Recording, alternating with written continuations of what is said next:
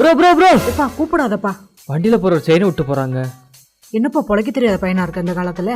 எடுத்தமா கடையில கொண்டு போய் வித்தமான்னு இல்லாம எனக்கு தெரிஞ்ச கடை ஒண்ணு இருக்கு, அங்க போய் வித்துட்டு வா, ஆளுக்கு ஷேர் பண்ணிக்கலாம். அக்கா இது எவ்வளவு கஷ்டப்பட்டு அவர் வாங்கன்னு தெரியல, நம்ம எடுத்துட்டு போனா நல்லா இருக்காதுக்கா.